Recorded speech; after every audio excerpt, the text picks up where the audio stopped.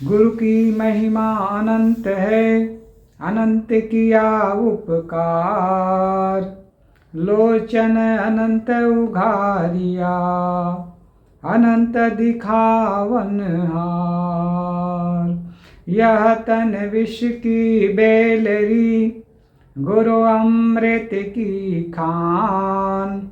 शीश दिए जो गुरु मिले, तो भी सस्ता जान। भारतीय परंपरा में और वैदिक परंपरा में देखें, भारतीय परंपरा और वैदिक परंपरा दोनों परंपरा एक ही है। वैदिक परंपरा को ही भारतीय परंपरा कहा जाता है। तो हमारे वैदिक परंपरा में 4 देवता की कल्पना की गई है। उपासना के केंद्र में 4 देवता माने गए। यूं तो जीवन में किसी न किसी की उपासना करना होता है।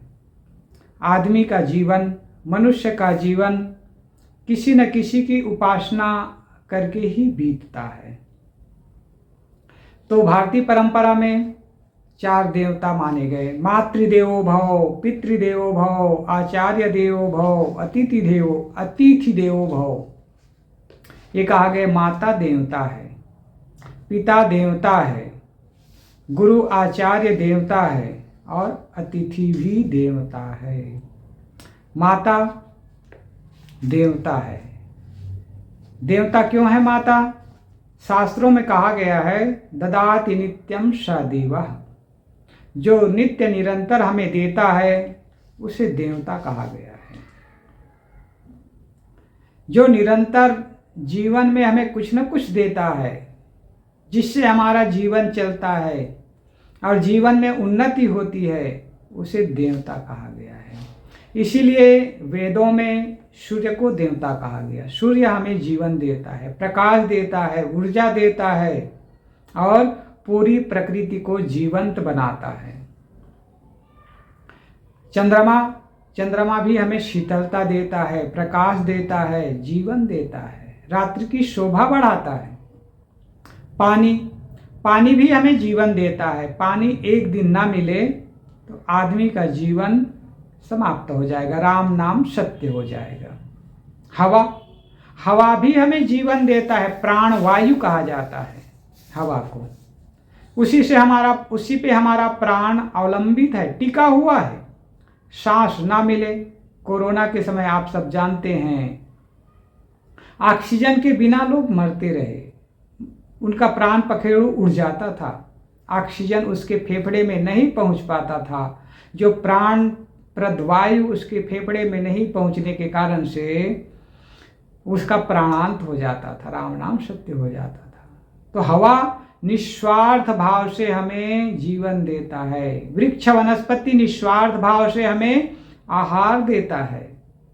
इसलिए पेड़ों की पूजा की जाती थी, सूर्य की पूजा की जाती थी, जल को वरुण देव और हवा को मरुत देव, अग्नि को आदित्य देव और सूर्य को भी पूजा जाता था आदित्य देव मान करके। इस प्रकार से जड़ प्रकृति को भी पूजा जाता था, क्योंकि उससे भी हमारा जीवन चलता है, उस पर भी हमारा शारीरिक जीवन अवलंबित है। हमें जीवन जीने में सुविधा देते हैं, या कह सकते हैं उन्हीं तत्वों के आधार पर हमारा जीवन शरीर टिका हुआ है। इसलिए वो हमें देता है, इसलिए उन्हें प्रकृति की ओर से जड़ात्मक देव कहा गया है। और दूसरी ओर प्राणी जगत में देखा जाता है, तो प्राणी जगत में देवता कौन है? माता ने हमें शरीर दिया है, जीवन दिया, पाला पोसा बढ़ाया लिखाया, इसलिए उन्हें देवता कहा गया। पिता भी हमें जीवन देता है, पिता ना होते तो हम इस संसार में ही ना आते, माता ना होती तो हम इस संसार में ही ना आते। इसलिए वो हमें जीवन दिया, पढ़ाया लिखाया, बड़ा किया, पाला पोसा और योग्य बना दिया, इसलिए उन्हें देवता कहा गया।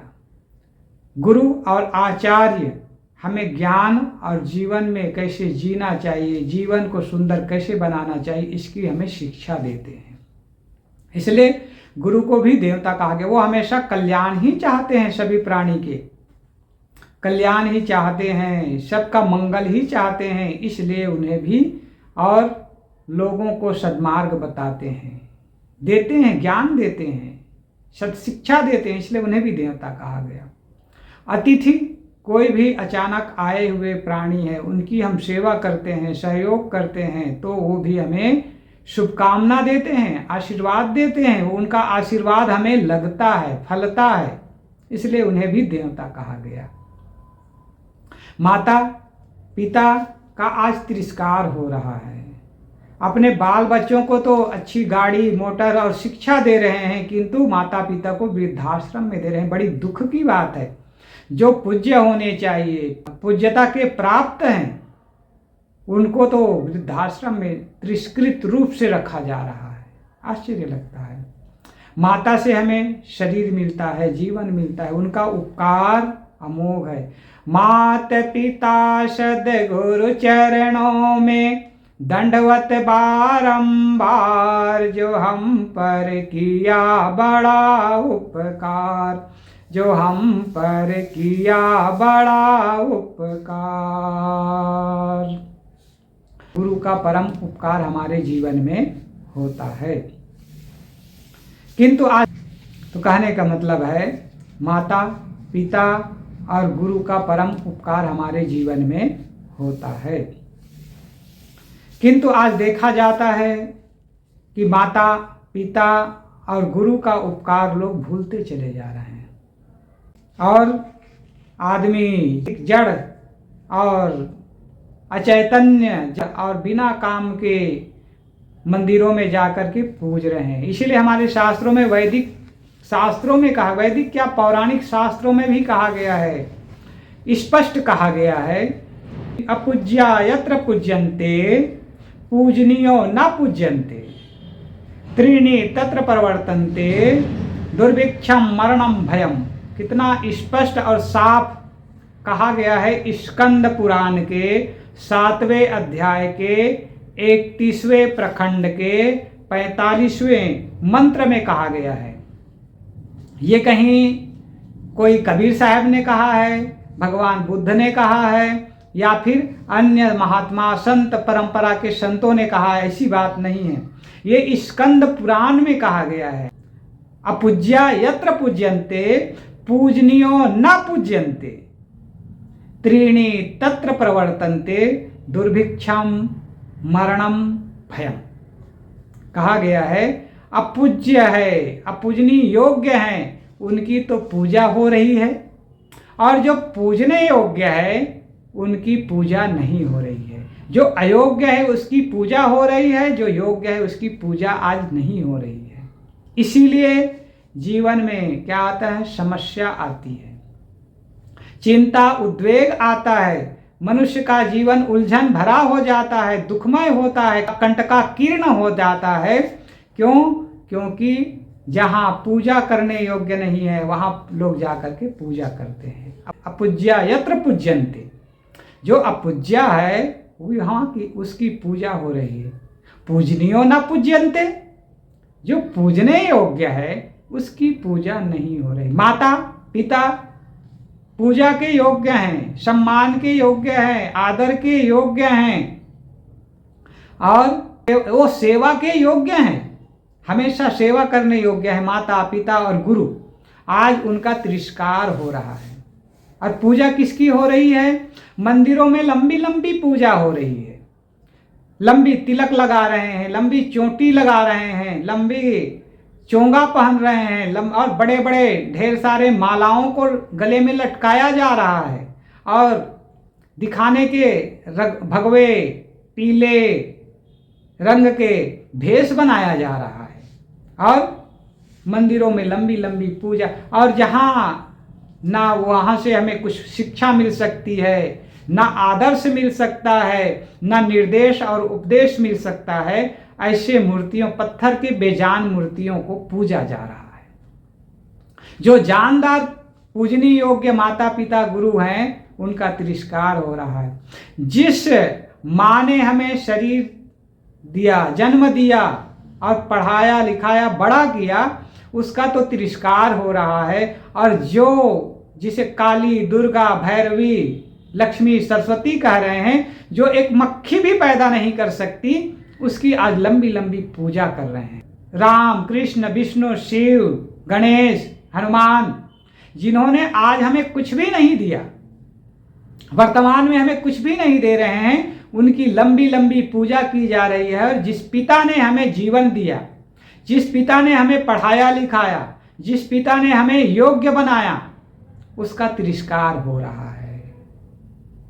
ममता की दी शीतल छाया, जिनकी गोदी में पल कर हम कहलाते होशियार, जो हम पर किया बड़ा उपकार। उंगली पकड़ कर चलना सिखाया, ममता की दी शीतल छाया। उंगली पकड़ कर चलना सिखाया, ममता की दी शीतल छाया। जिनकी गोदी में पल कर हम कहलाते होशियार, जो हम पर किया बड़ा उपकार। मात पिता सद्गुरु चरणों में दंडवत बारंबार, जो हम पर किया बड़ा उपकार। पिता ने हमको योग्य बनाया, कमा कमा कर अन्न खिलाया। पिता ने हमको योग्य बनाया, कमा कमा कर अन्न खिलाया। पढ़ा लिखा गुणवान बनाया, जीवन पथ पर चलना सिखाया। पढ़ा लिखा गुणवान बनाया, जीवन पथ पर चलना सिखाया। जोड़ जोड़ अपनी संपत्ति का बना दिया हकदार, जो हम पर किया बड़ा उपकार, जो हम पर किया बड़ा उपकार। तो कहने का भाव है, हमारे भारतीय परंपरा में जो कहा गया है वो सर्वथा सत्य है। आज वैदिक परंपरा को, आर्य परंपरा को, प्राचीन परंपरा को, भारतीय परंपरा को त्याग कर चलने वाला लोग अपने आप को सनातनी सनातनी सनातनी कहते हैं। बड़े दुख की बात है, आश्चर्य की बात है और घृणा की बात है।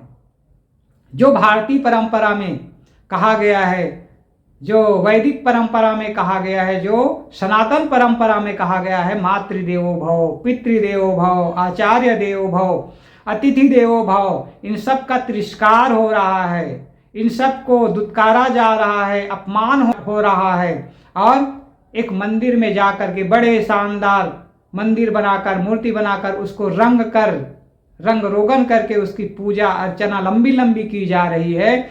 और जो सम्मान के योग्य है उन्हें, उनका तिरस्कार हो रहा है, उन्हें दुख दिया जा रहा है, वृद्धालय में दिया जा रहा है। और फिर भी बड़े शान से कहते हैं कि हम सनातनी हैं, गर्व से कहो हम सनातनी हैं, हमारा धर्म सनातन है, हम हिंदू हैं, गर्व से कहो हम हिंदू हैं। बड़े दुख और आश्चर्य की बात है, बड़ा गर्हित बात है। जो अपने को सनातनी कहलाकर, अपने को हिंदू कहलाकर, माता पिता और गुरुजनों का अपमान करके भी अपने को सनातनी कहलाते, उन्हें चुल्लू भर पानी में डूब मरना चाहिए। उनका जन्म जीवन ही बेकार है, जीवन ही निंदनीय है। फिर भी अपने आप को बड़ा गौरव से कहते हैं कि गर्व से कहो हम हिंदू। इतना मूर्खता की बात है, कितना पागल आदमी ही कह सकता है कि माता पिता का तिरस्कार करके गर्व से कहो हम सनातनी हैं, गर्व से कहो हम हिंदू हैं। जो माता पिता और गुरु का सम्मान करता है, आदर करता है, वही सनातनी है, वही धार्मिक है और वही ज्ञानी है। तो हमारे भारतीय परंपरा की नहीं, पुराण में कहा गया अपूज्या यत्र पूज्यन्ते। जो अपूज्य है, मंदिर में भगवान मानते हैं, जो ना बोल सकता है, ना डोल सकता है, ना कुछ निर्देश दे सकता है। यदि हम कुछ समर्पित करते हैं तो उसे वो ग्रहण भी नहीं कर सकता है, खा पी नहीं सकता है, जीवन में कुछ निर्देश भी नहीं दे सकता है।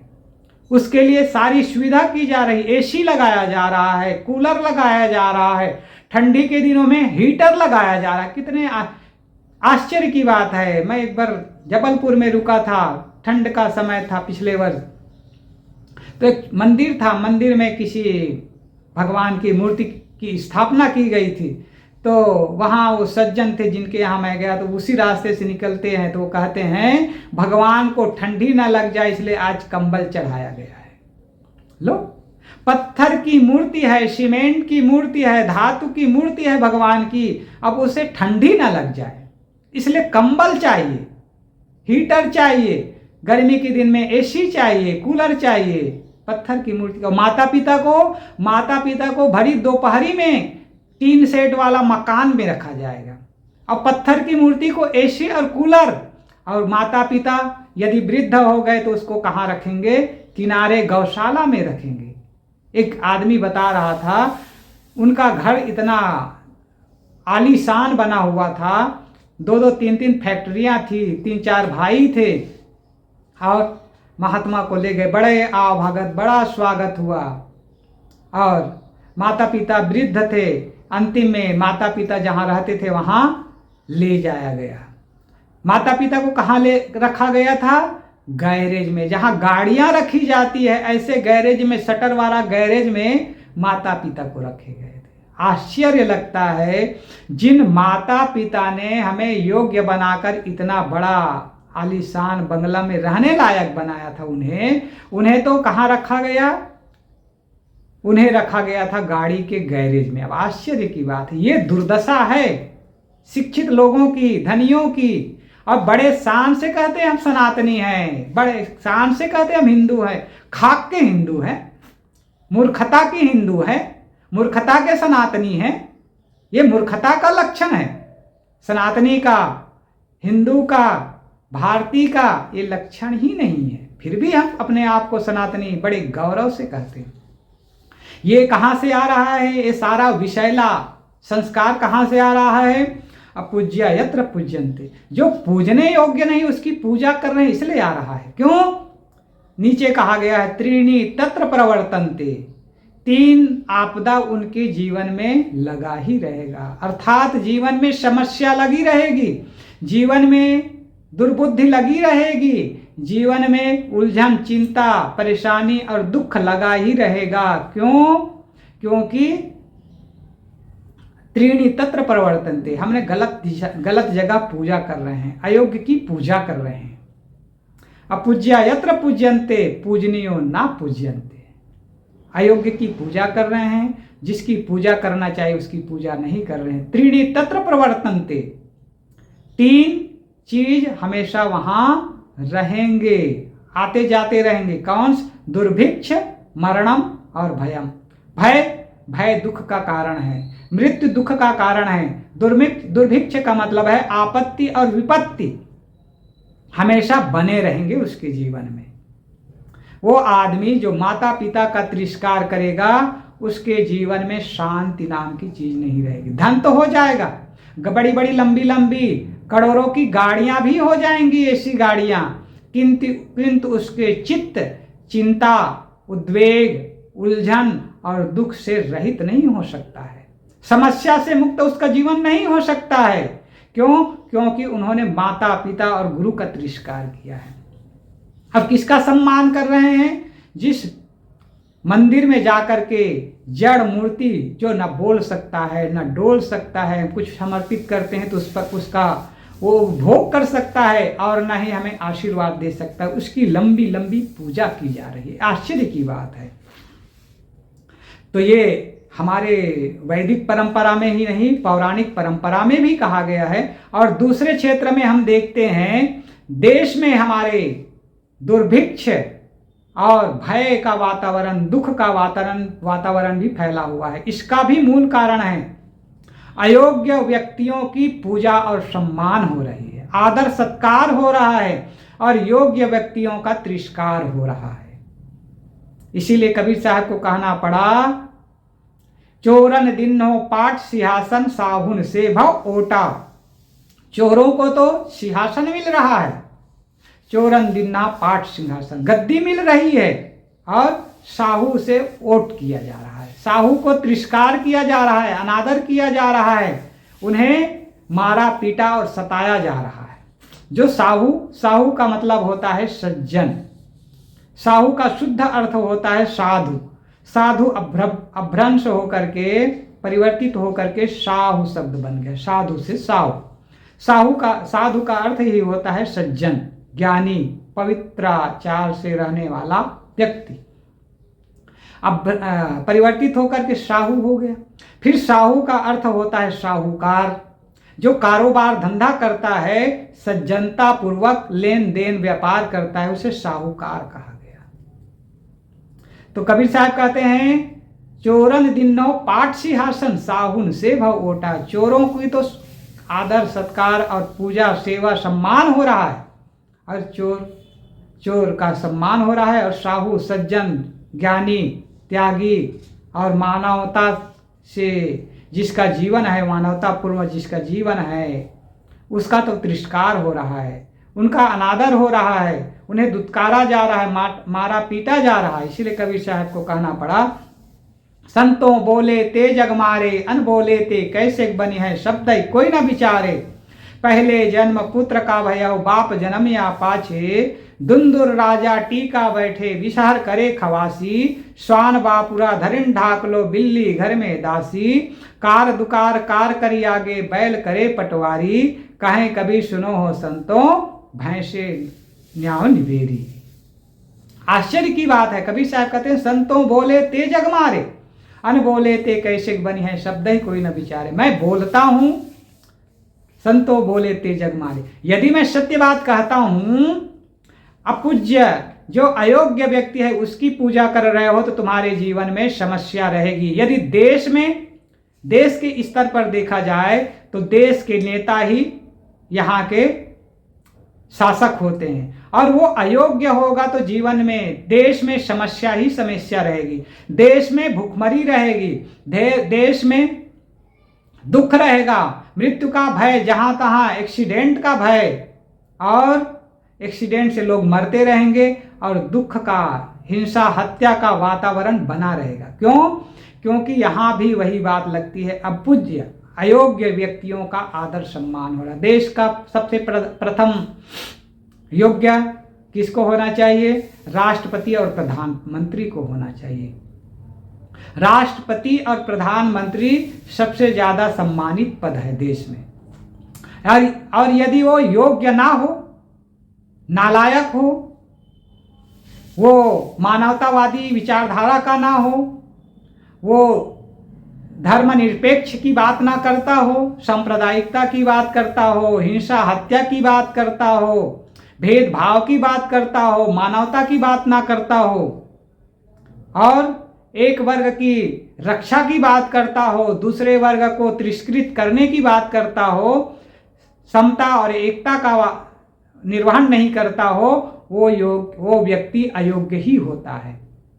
और ऐसे व्यक्ति का सम्मान आदर किया जाएगा तो देश में समस्या ही समस्या बनी रहेगी। इसीलिए आंख उठाकर तरेर करके बोल रहा है अमेरिका।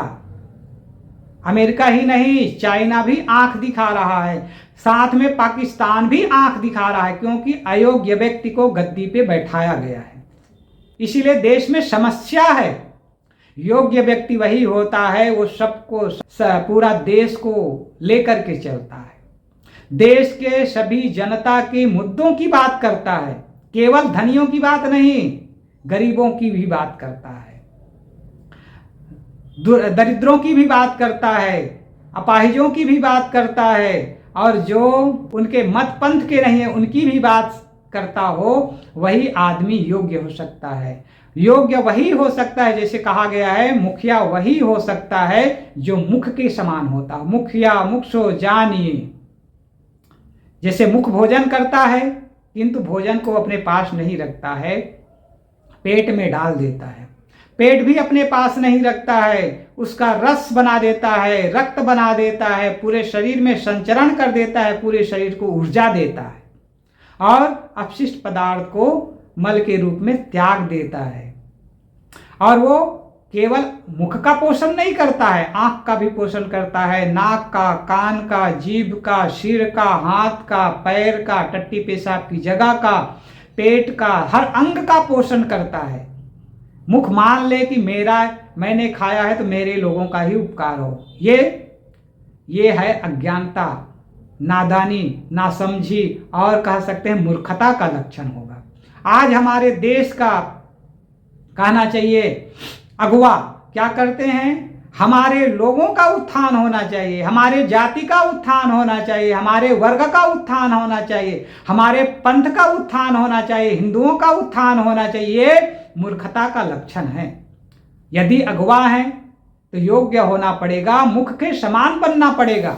मुख खा करके अपने पास नहीं रखता है, अपने मुख को ही पोषित नहीं करता है। आंख, नाक, कान, जीभ, चाम, हाथ, पैर, टट्टी पेशाब की जगह, पेट, पीठ, हड्डी, मांस, मज्जा सबका पोषण करता है।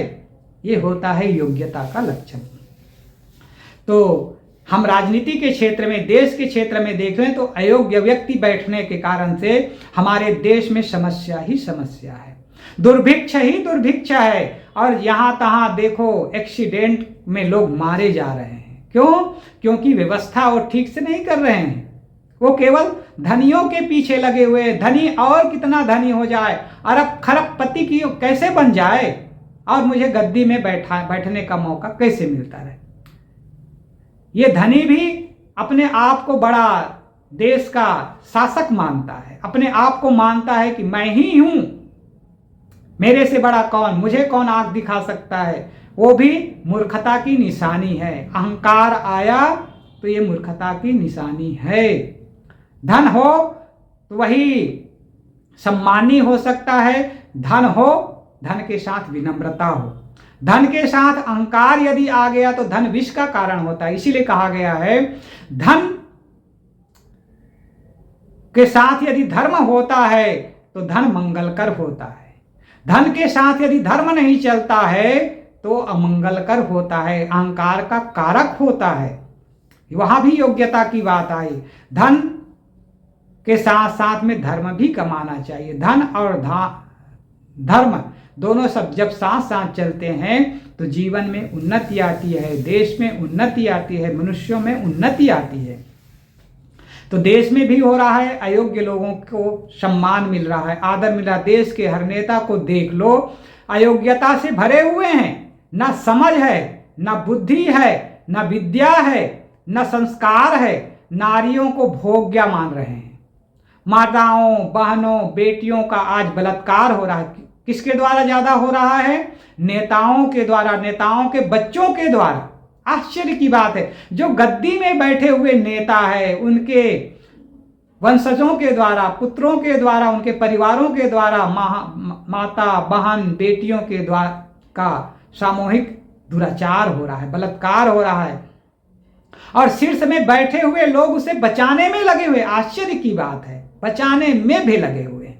तो ये अयोग्यता का ही तो लक्षण है।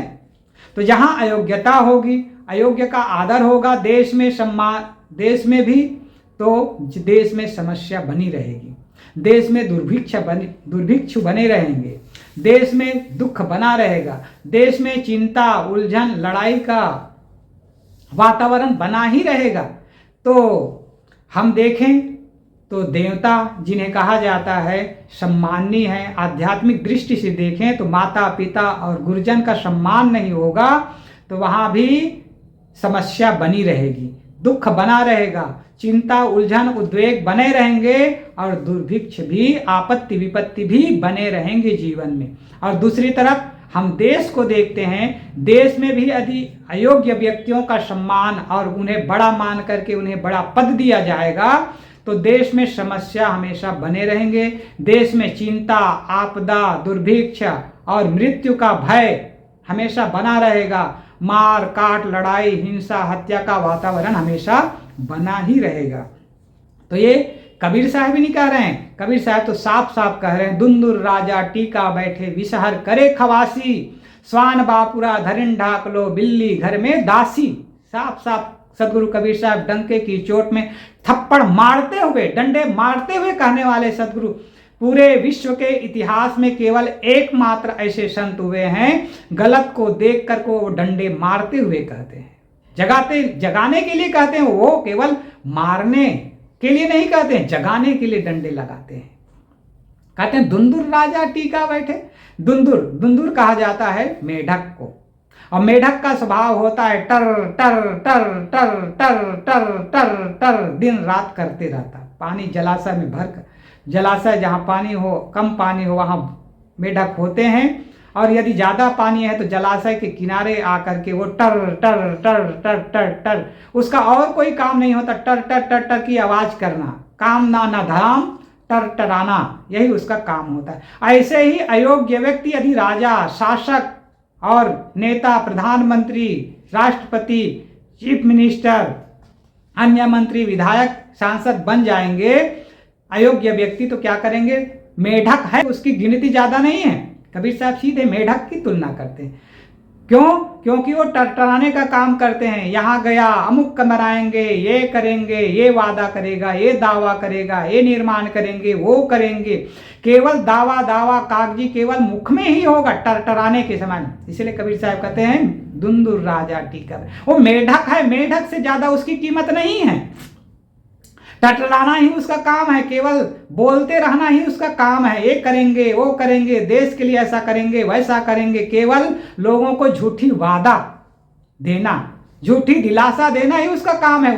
करना धरना कुछ नहीं। नौकरी देंगे कहेगा 1 करोड़ 2 करोड़ नौकरी देंगे, एक नौकरी नहीं देगा। इतनी आमदनी दुगुनी करेंगे कहे, एक गुनी आधी गुनी भी नहीं कर पाता है। अमुक करेंगे, पूरा चिकित्सा की व्यवस्था करेंगे, आधी के आधी चिकित्सा की व्यवस्था देश में नहीं करते हैं। शिक्षा अच्छी बनाएंगे कहेंगे, शिक्षा का स्तर और गिरता चला जाएगा।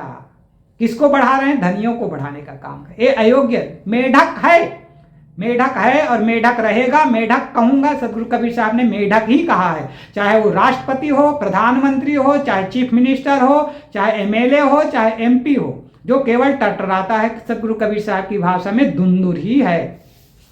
वो केवल बोलता है, करता कुछ नहीं है। जो बोलता है, करता कुछ नहीं, वो मेढक ही है। दुंदुर राजा टीका बैठे, उसको टीका लगा करके बड़ी गद्दी दे दिया गया है। और क्या करेगा? टरटराना उसका काम है, घूमना, फैशन से चलना। दुंदुर राजा टीका बैठे विषार करे खवासी, और अपने साथ में किसको रखते हैं? चमचों को, विषधर, गुंडे, बदमाश, हिंसकी लोगों को अपने साथ अंग संग। उसके मान जरा सा उसके लिए बोल दो, वो हिंसा हत्या करने में उतारू हो जाते हैं। मार काट करना, हिंसा हत्या करना, और किसी के मोबाइल पे उसके लिए ऐसे शब्द चला गया, उसको अब तिरस्कृत रूप में शब्द चला गया, तो उसको नेस्तनाबूद करने के लिए उसके मोबाइल पे गंदे गंदे संदेश भेजना, गंदे गंदे वीडियो डालना, ये करते हैं। आज ये दुर्दशा है। अपना गलत कर्म करने के पश्चात उसका निंदा भी नहीं सहना चाहता है। यदि निंदा नहीं सहना है तो पद छोड़ना चाहिए। निंदा नहीं सहना है तो गलत कर्मों से बचो, देश के हित में लगो, तब तो निंदा नहीं होगी। देश हित में काम नहीं करोगे, केवल धनियों के लिए काम करोगे तो निंदा तो होगी, तिरस्कार तो किया जाएगा, अपमान तो किया जाएगा। टटराते रहोगे मेढक की तरह तो अपमान और तिरस्कार तो होगा ही होगा। दुंदुर राजा टीका बैठे विषार करे खवासी, और विषधर, अहंकारी, घमंडी, हिंसा हत्या करने वाले व्यभिचारियों को अपने साथ चमचे बनाकर रखते हो। कबीर साहब कहते हैं विषधर, सर्प के समान चमचों को अपने साथ लेकर घूमते हो। डंडे मारते हुए सदगुरु कबीर साहब कहते, किसी को छोड़ने वाले नहीं थे सदगुरु कबीर साहब। भारतीय परंपरा में, भारत के नभ पर और विश्व के इतिहास में केवल एकमात्र संत हुए हैं गलत को गलत कहने की हिम्मत रखते थे। तो दुंदुर राजा टीका बैठे विसार करे खवासी, स्वान बापुरा धरिन ढाकलो बिल्ली घर में दासी। और जो इज्जत का जिसका कोई ठिकाना नहीं व्यभिचारी है, वो तो कह रहा है कि हम पूरे पृथ्वी की रक्षा में रहेंगे। रक्षा मंत्री बना हुआ है, गृह मंत्री बना हुआ है, पूरा देश का भरण पोषण और रक्षा करेंगे, जिसका आचरण का कोई ठिकाना है। स्वान कुत्ता, कुत्ता को देखो तो उसका पेशाब इंद्री लटकते रहता है। कुतिया हो तो कुतिया भी पूंछ उठाए घूमती है। वो गाय बैल भैंस पशु इत्यादि है तो उसके पूंछ से कम उसका पेशाब इंद्री ढका होता है, लेकिन कुत्ते का पेशाब इंद्री कभी ढका नहीं रहता है। तो निर्लज्ज लोग, कुत्ते के समान निर्लज्ज लोग, नेता और नेत्रियां, निर्लज्ज व्यभिचारी नेता और नेत्रियां अपने को अगवा मान करके घूम रहे हैं। पूरे देश के प्रदेश की रक्षा में हम ही योग्य हैं, ये कहते घूम रहे हैं। कौन?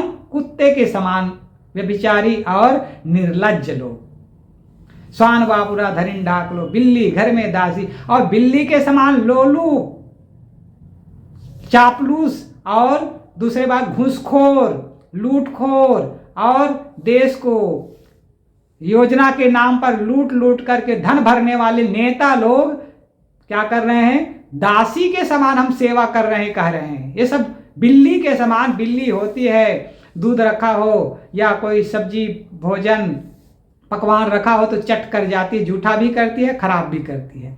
तो ये सारे कितने नेता क्या कर रहे हैं? बिल्ली के समान हैं। वो अपने आप को सेवक जरूर मानते हैं, वो बिल्ली के समान धन को लूट करके घर में भरने का काम कर रहे हैं।